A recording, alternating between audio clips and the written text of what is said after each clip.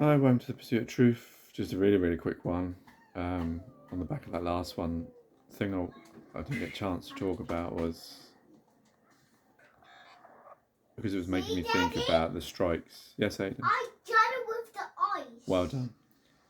Because the strikes, it made me think about, because my daughter's not well, and being a parent, how difficult it is. I was thinking this yesterday when you have, when someone's not well and you're so stressed and you don't know what to do, and when you go to it's like a GP or whatever, they sort of just brush you off with that. What was it he said? What do you think it is? You always know that is like, you're crazy, why are you here? And just it's very difficult because you're relying on people and you don't know if they're any good at going to get the right decisions or whatever. And how difficult it is being a parent, especially of a child who is disabled or autistic, which is. I mean, yeah. Obviously, there's blessing having children. I'm not negating that, but just and anyone, even if your child isn't disabled or autistic or has a medical condition, etc., just the worry that you go through, which I'm seeing that. Obviously, with my other daughter, Michelle, she was 11 when I first met her, so it was. These early days are the ones where you worry the most. Luckily, when the twins were like babies, we didn't, you hear about parents taking them back and forward because they're worried. We never had that very much. It's the toddler years where it's been more these problems, and it seems like Alina with autism, she seems to get more problems than her twin brother Aiden, who may have very slight autistic traits. And it's just very difficult when you're a parent and like watching that, there she goes. Everyone should watch that, and then they can see how difficult it is. All these different concerns that come up with Alina, obviously, because she's got autism, she's got an eye issue as well, and her not being able to speak.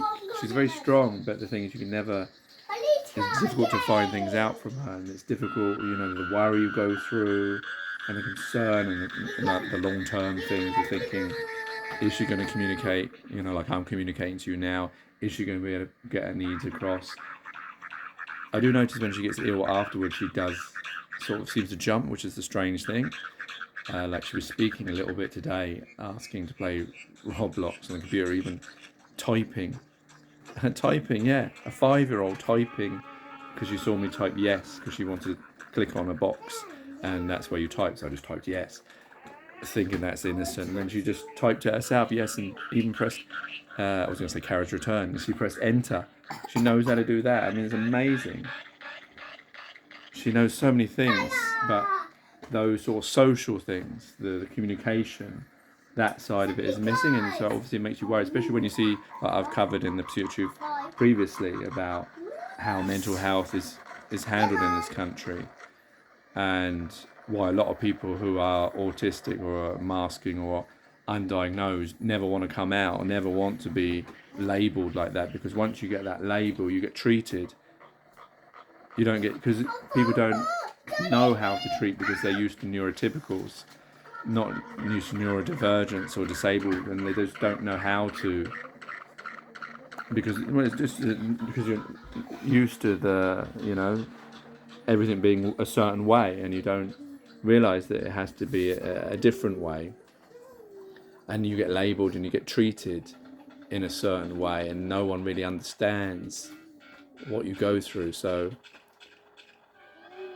it's very worrying thinking about Alina, how, I've seen the fight I'm already having to go through with the Senko and all that kind of in the school, trying to get someone for her,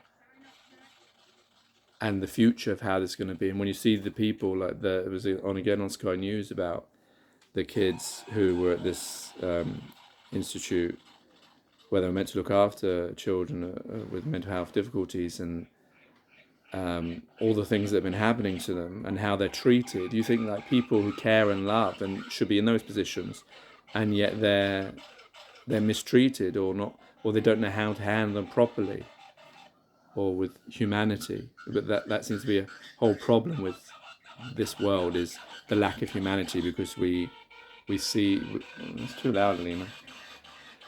We don't see things properly with humanity, and so we've lost that edge, as I've previously talked about. Lots of pursuits of truth. That's just what I wanted to talk about. Was it just made me think about it when I was talking about the strikes, Alina not being well, and how difficult it is being a parent of someone with a disability. And I'm like, I know that autism is a disability, but there could be a lot far worse disabilities. I know that.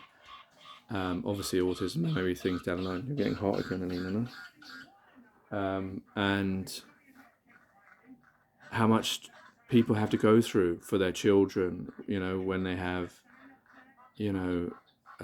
disabilities that, where they're on machines and all that kind of stuff, especially in this living, the energy crisis, where you don't know if you can pay for bills to keep these machines running and things. And it's so difficult, and I don't think people always think about how difficult it is to be a parent, and how much we should thank our, even if you're neurotypical, neurodivergent, disabled, whatever, our parents, our mothers and fathers, who, you don't realise this when you're children. You grow up and you forget all these little things that happen, all this worry that was caused. And these mothers and fathers who don't get paid for this job, who do it for love, that's the real reason, and that's why they're the best workers, if you want to call it that. It's the best job, because it is a job to look after kids, to have to worry and all that.